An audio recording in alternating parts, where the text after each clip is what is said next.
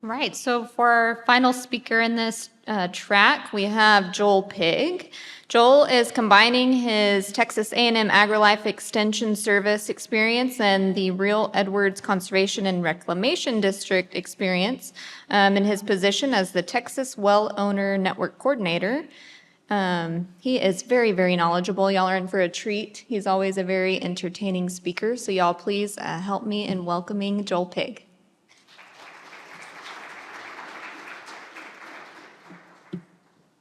All right. Thank y'all very much. Thank you, Brittany, for the introduction.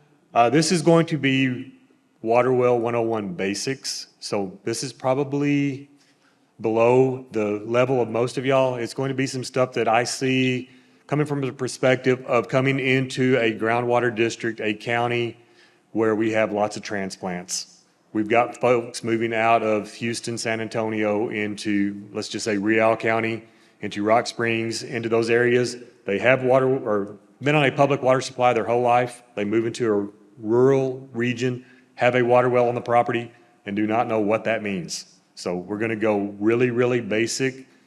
And okay, Texas, a household well is exempt from any of the water quality regulations, including exemption from water quality monitoring to assure drinking water safe to drink. So TCQ looks at all of our public drinking water supplies, right? Who does that for our private well owners? Me. That's my project. So first question I ask when I go do a program at a local level is, when was the last time you had your water well water quality tested? Anybody know what the number one answer on that question is?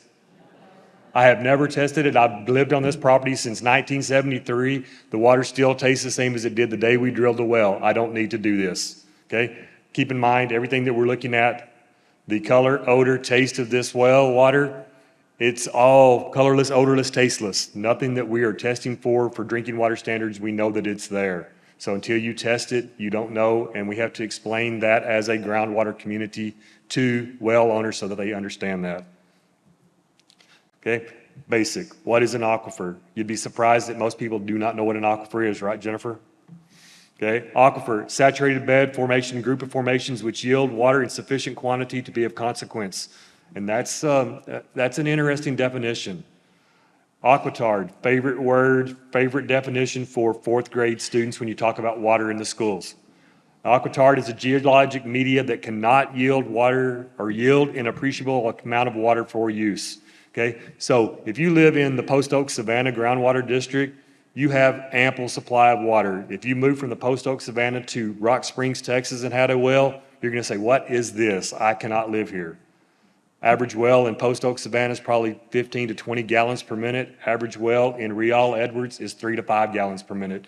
Can y'all live on 3 to 5 gallons per minute? Yes, you can, but you're not going to like it. Okay, I think we've seen some of these maps with Robert.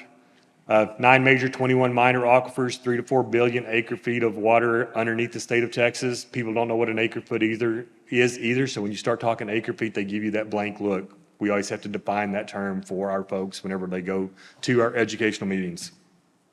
Okay, basics, here we go. What is a water well? Merriam-Webster defines a water well as a pit or hole sunk into the earth to reach a supply of water. Very basic. TDLR has a very similar definition: an artificial excavation constructed to explore for or produce groundwater. Same words, just a little bit, tweaked them just a little bit. Okay, parts of a well. This room should know what that is, but you would be amazed at people that buy that property. They see a piece of pipe sticking out of the ground. They think that's the well. They don't understand what's going on 100 feet, 200 feet, 300 feet under the ground. So wellhead is the only thing that we actually see besides a pressure tank and possibly a holding tank. That piece of casing coming out of the ground can be of a couple of different things. It could be plastic, it could be steel, it could be stainless steel. My recommendation is for people to make sure that that first piece of pipe that they put in the ground is a steel pipe, because steel pipe can handle a lawnmower. PVC pipe does not stand up to lawnmowers very well, right? Okay, so here we go. That's just the pictures of that really basic stuff. Next thing is we've got screen. We have to explain to them why we have screen, what the purpose of that is, that you do not have a solid piece of pipe from surface of the ground to the very bottom of that hole. As we all know, if you have a solid piece of pipe all the way to the bottom, Where does the water get in? How does it get to you? How can you use it? So people don't understand what a screen is. The slotted pipe that you see across the bottom there, we don't use those in Rial County because limestone forms on that just like it does on the shower heads. And you get to do the little dance to take a shower. You would be doing the same thing. Your well that was 3 to 5 gallons per minute fills up with limestone scale formations. You get like an ounce of water coming in. So it's not a good thing. Perforated pipe with big holes is a much better preferred method in the hill country. Okay, here we go. This is my soapbox. Information about your well. We are all in locations across the state where we are having new landowners come in.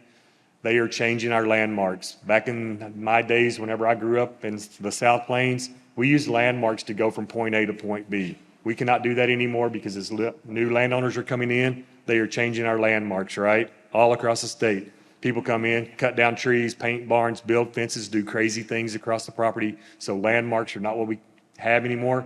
Anybody carry one of those in your pocket or your purse? Okay, we have our handy dandy GPS unit. First thing we're going to do is we're going to record our location of our well with a GPS because someday the pump is going to go out. We're going to have somebody out there to work on it. So if you give them the GPS coordinates, they can find your well really quickly instead of trying to use a landmark. Okay, I want you to have a well log. This group knows what a well log is. 99% of the folks that I talk to on a program basis have no concept, no clue what a well log is, where to find it, how to use it. So that is a very important thing for y'all. And I'm telling you, I'm throwing y'all under the bus every time I have a program. I'm sorry for that, but I'm just telling you now.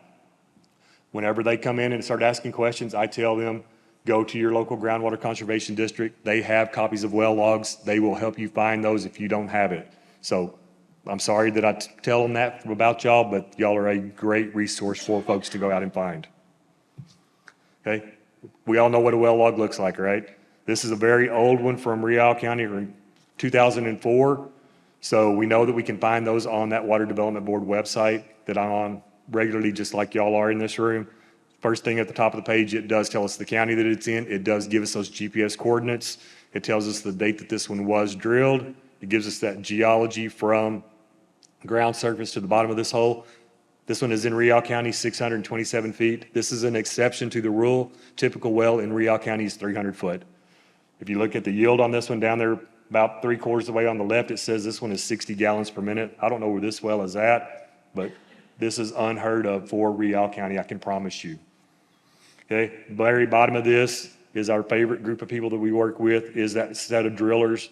Utopia Sales and Service drilled this well. Phenomenal guys to work with. They do an excellent job across our county. Y'all all know those drillers that do good work in your county, and you know those drillers that you're going, you're on the bottom of my list to recommend because there's certain reasons why we do it, okay? Same question I ask in my programs.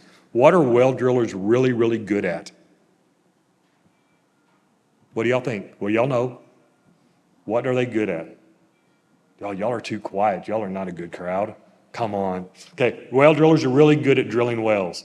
They know how to do it. They can feel that rig, look at that rig, touch that rig, and know exactly what's going on 300 foot under the ground. What are well drillers really bad at? Paperwork. When do they do paperwork? When it rains or snows. So the forecast for the next 90 days is nothing except hot. So how far behind are these guys going to be? We all know that. We all appreciate that. We know that they have to stay in the field as much as possible. But we also know that the rule is 60 days. They're supposed to have that piece of paper in our hand. Drillers across the state are really bad about, they will give the well log to the groundwater districts. They'll file it with the Water Development Board, but they don't give it to the landowner. So I have told landowners when I do a program, before you cut the check to that well driller, make them hand you a well log so that you have that, because you need that paper just as bad as the Groundwater Conservation District does.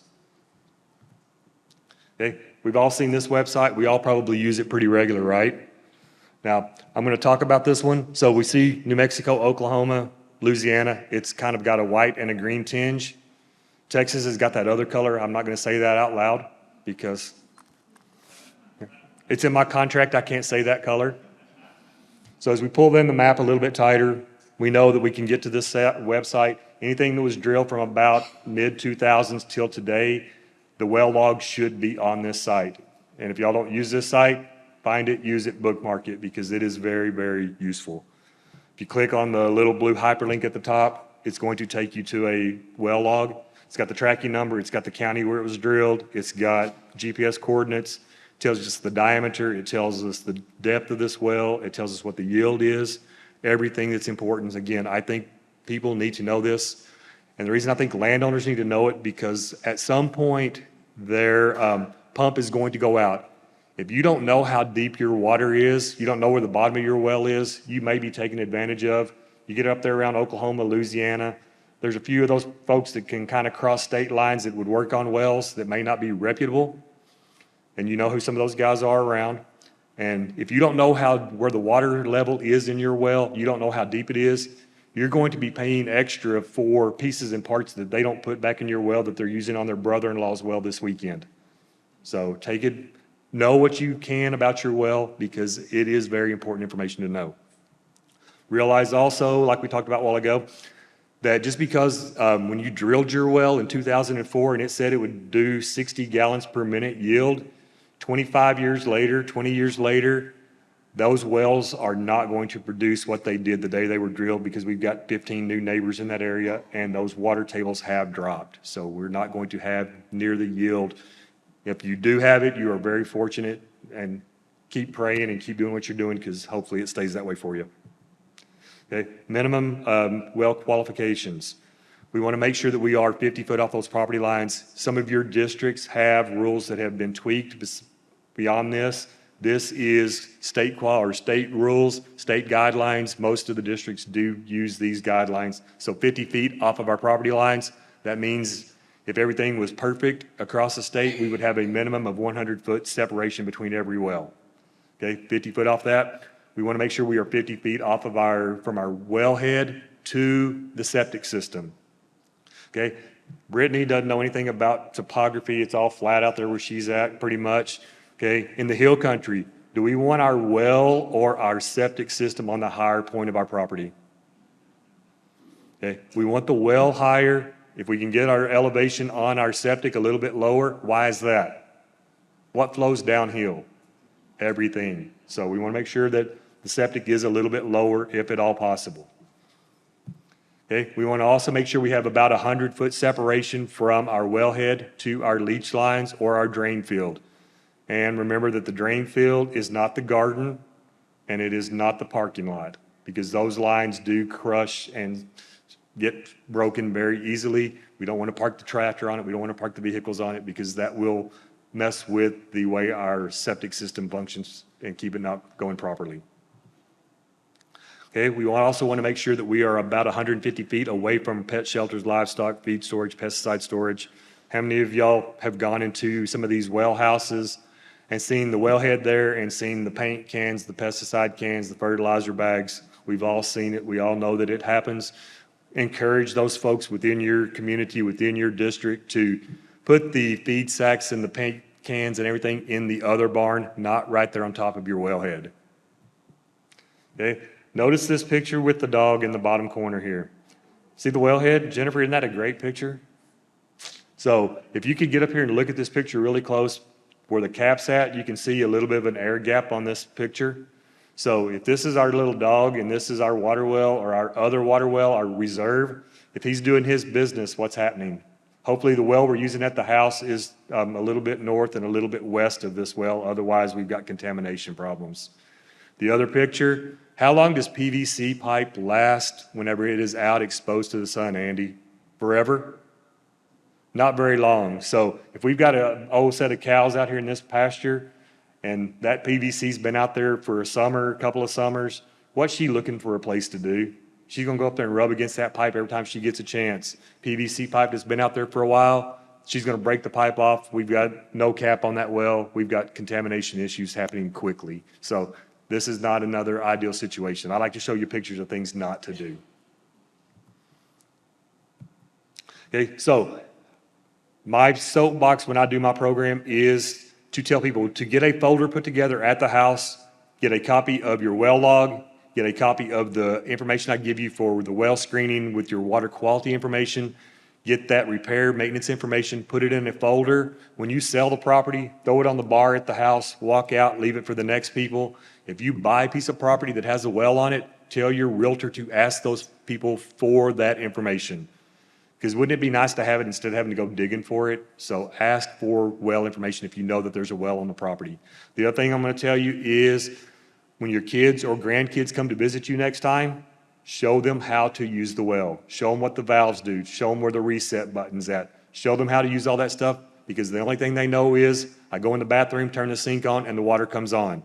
They do not know anything about the well, so you've got to go show them and teach them how to use that stuff.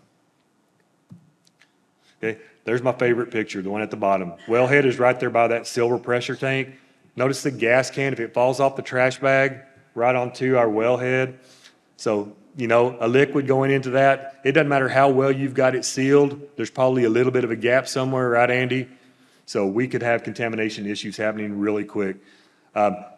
Keep everything off the ground in that well house. This time of year, when we're going from, 110 degrees, things are looking for a cool spot. Texas bipolar weather, next week we could have a cold front coming through here and be 30 degrees. So we're going to go from one extreme to the other really quickly. So get your well house ready in September, October, because there's going to be a freeze in some of y'all's areas in October, late October, November. So get that stuff ready early. There's nothing worse than working in a well house in the cold and wet. So we like to be warm and dry when we're doing all that. Okay, conduct monthly visual inspections. Look for soil disturbances, any kind of discoloration, things that are going on. It's easier to fix things when it's warm and dry and nice and pretty outside. There's nothing worse than being cold and wet and working on a well. Okay, occasionally we do need to get a licensed inspector to come in and work on our well, because I'm looking around this room, I see a couple of Aggie engineers in the room. Snowmageddon hit y'all and the wife told you, go out there, fix the well, get it working. You said, yes, ma'am. Walked into the barn and got your little handy dandy bucket of PVC fittings and you put it back together. Now, if a licensed inspector came by and looked at that well, they're going to go, what in the hell is this? This will not pass inspection. We're going to have to get it fixed before you can sell this property. So we know who you are. We know that you do it. So occasionally we got to get somebody in there to fix that Aggie engineering. Okay? Proper well construction, preaching to the choir again, but make sure we do have 10 feet minimum of annular cement to hold that well in place. I can show you a couple of pictures of why you want that. Sloping cement slab extending 2 feet in all directions, highest point there at the wellhead. Again, we want that cement around that wellhead so that we don't have grass growing there, because what kind of critters like to have that be around that wellhead? Anybody got fire ants in the country that they grow or that they're living in right now? Fire ants love wells. They love the controller boxes. So if you keep that concrete around it, keep the weeds down, you don't have to deal with the fire ants and the wasps quite as much. So those two things are very important. State's law says casing extending a minimum of 12 inches above land surface. I'll modify that a little bit. Some of y'all live in places where it floods if you get 2 drops of rain. If you get this much rain every time that it rains, I want my casing sticking up here. I want it 4 foot instead of 3, or instead of a foot, so that we're above that known floodplain. Okay, we use this site all the time. Whenever you have well issues, when you're wanting a well drilled or fixed, always use a licensed person to do that. Just because your brother-in-law works for an oil company and they let him use the drilling rig or the service rig over the weekend, doesn't mean that's the guy that you want working on your drinking water supply. So go to the TDLR site, find those licensed folks. Make sure that you are getting the right person for the job. Notice on this driller, he only has 1 certification. It says he is a certification of an I, which means he is a pump installer. He cannot drill a well. So if you want to drill a well, this guy can't do it. He will probably do it for you, but he's not licensed to do that. Only hire people that are licensed for the job that you specifically want. Some of these guys have certifications for drilling and pump work. Some of them only drillers, some of them only pump guys. So make sure you hire the correct person. Okay, hand dug wells. Anybody got those in their counties or districts? There's probably a few in most of these counties around. There's probably some hand dug wells. Primitive, shallow, low producing. Generally speaking, most of the hand dug wells that I run across now are dry. They are not the burn pit on the ranch, on the property. There was water there in the not too distant past, but you'd be surprised at how many of them do have feed sacks, fertilizer bags, and everything else down there that they are using it for the burn pit. But we know that there was water. We need to get these things plugged properly so that we do not contaminate any of that shallow water that may still be in the area. Okay. Our drilled wells, that's what we do now. Common, efficient, versatile, very, very productive. We can either have one of two types, typically speaking, air rotary or mud rotary. Depends on where you're at in the state, what they're going to use. Very similar methods, so it just depends on where you're at across the state. And I put this one in for the fact that people are always curious about what the drill bits look like. You know, it's not the hand drill that you got at the house. It is a little different, but people find it intriguing to know. This is why annular cement is necessary. If we don't have that annular cement, the story that goes with this one, pump went out, drilling rig backed up to pull everything out, to pull that pump out. When they gave it a tug, the whole casing came out of the ground. Is that a problem? If it's a shallow well, maybe not, but if it's a 200 or 300 foot well, we just busted casing, we may not be able to get the pump out. We dang sure probably wouldn't get to be able to get that pump back in the ground. So that's why this is a good story type picture. This one, anybody see a problem there, local people? Okay, we see that the cap for that well is on top of that brick, the casing is below that brick. Anything get in there in a 1.5, 2 inch crawl space, anything we can think of that would go through that space and fall down into our water? Every cricket, roach, mouse, snake. So we could have all kinds of contamination issues here. This one needs to be sealed and maintained properly to keep all of that contamination from going down in there. There's a little bit closer. You can see that gap right there below the bricks. Okay, gravel pack at the bottom. We know that we don't have cement all the way to the bottom. Wherever we've got our slotted pipe or our perforated pipe, we've got gravel to allow that water to move through the formation to get into the casing to our pump, right? You'd be amazed at how many people don't realize that and know that.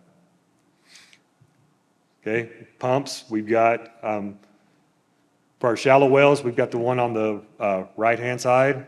We've got the ones that go down into the casing. We've got solar pumps now. Solar back in the late 90s was probably not the way to go. Electricity was cheap back in those days. You could get them to move poles in, move the electricity in. Some of our places in Rock Springs, you can't get electric poles to anymore, or it's too expensive. Whenever you talk $1,000 a pole to get electricity to you, solar may be a much more viable option. So technology has done better, and solar is a much better option at this point. Okay, pressure tanks.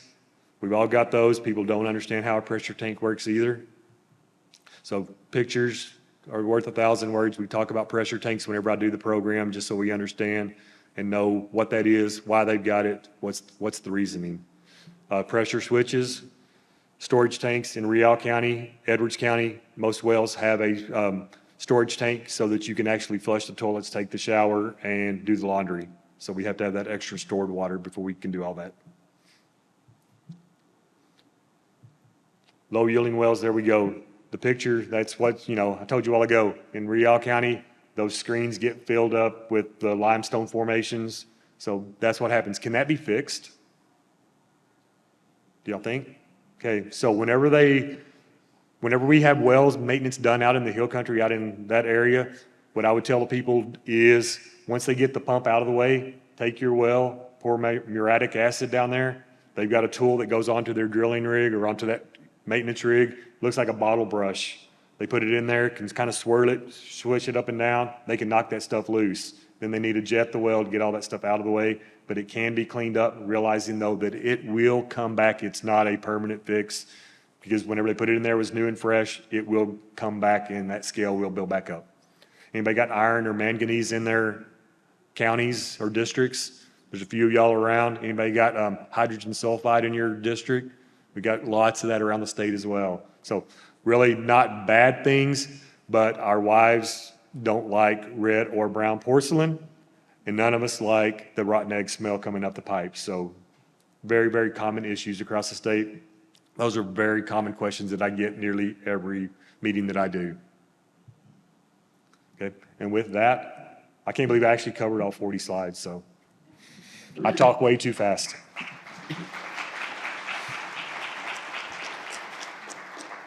Anybody have questions?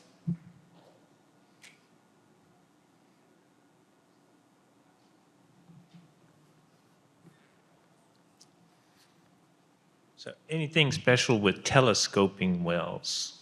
Telescoping wells. Yeah, where they've got the packer, they put in it, so the screen is just like a 2-inch stainless steel needle they put in the bottom of the well. So you've got like a 4-inch casing, then they go from 4-inch down to 2-inch. Okay. Nothing that I'm aware of. I mean, you tell me if that's something, is Okay. that common in your area? Yes, yeah, Okay. all throughout the county, that's the most common type Okay. of well. So that prevents us from lowering the pump. There you, Yes.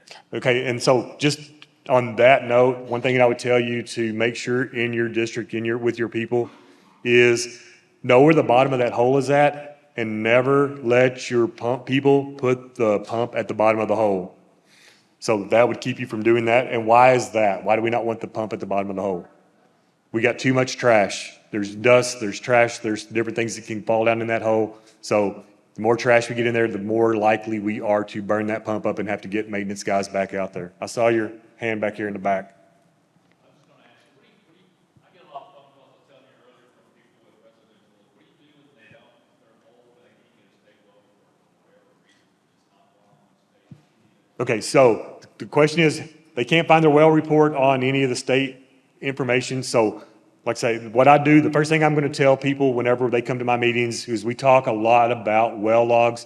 I'm going to tell them if you've got a local groundwater conservation district, contact those personnel and visit with them. But the thing that you need to know is get your old appraisal records for your piece of property, because that well may have been drilled in the 90s and we're 3 owners deep into it now. But if you know some of those older owners, the districts may be able to backtrack and find those old well owners, possibly. Next thing I'm going to tell you is well drilling companies are family businesses.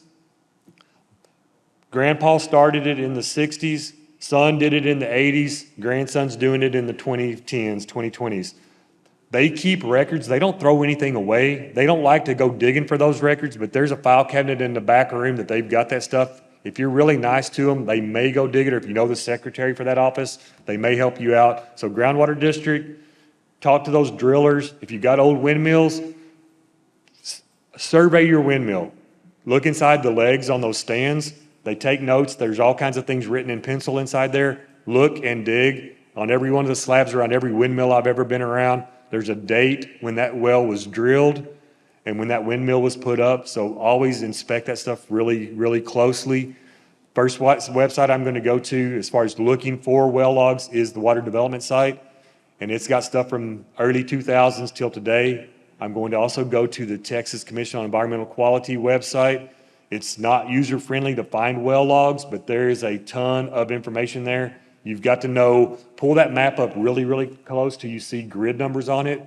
Remember that grid, go find the list of grid numbers and start clicking on that specific grid. And there's going to be anywhere from 1 to 50 well logs within each grid. So you're going to have to go page by page, but I'm finding well logs from the early 60s till the early 90s in that TCQ site. Like I say, not as user-friendly, but there's a ton of information. If that doesn't work, Natalie, let's see, what's her name? Was it Heather? Heather. Heather Dotson at Water Development Board is in charge of all those databases. And you can give her a call and say, I've looked through every one of these websites, all these drillers, I cannot find anything. But Heather has her finger on a lot of information. She may be able to help you find stuff. So Heather's my go-to person if I can't find it anywhere else. So lots of ways to look. It just takes a little persistence and a little bit of time for a lot of it. Anything? All right. Thank y'all, folks.